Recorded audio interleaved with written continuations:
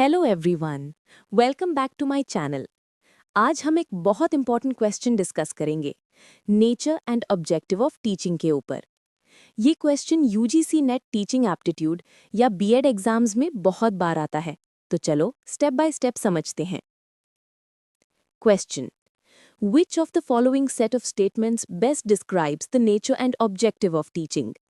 Options दिए गए हैं। A. Teaching and learning are integrally related. B. There is no difference between teaching and training. C. Concern of all teaching is to ensure some kind of transformation in students. D. All good teaching is formal in nature. E. A teacher is a senior person. F. Teaching is a social act where learning is a personal act. Option analysis. A. Teaching and learning are integrally related. True. Teaching और learning एक दूसरे से जुड़े हुए हैं। दोनों एक process के दो पार्ट्स हैं। अगर लर्निंग नहीं हुई तो टीचिंग इनकम्प्लीट है। B. There is no difference between teaching and training. Wrong. Teaching broader होती है, वैल्यूज, अंडरस्टैंडिंग और पर्सनालिटी डेवलप करती है। ट्रेनिंग सिर्फ स्पेसिफिक स्किल्स सिखाता है। So teaching is not equal to training. C.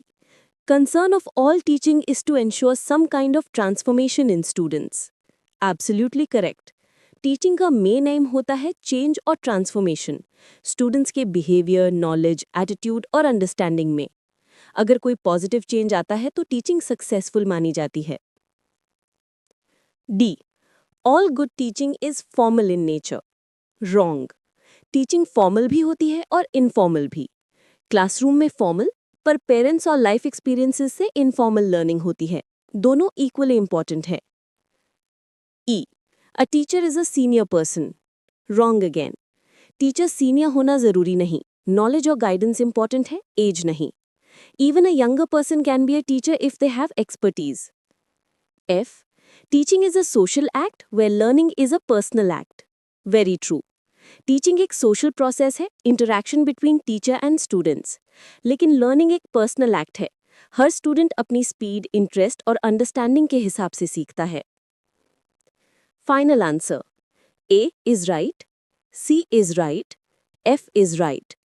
So the correct code is code 3, ACF।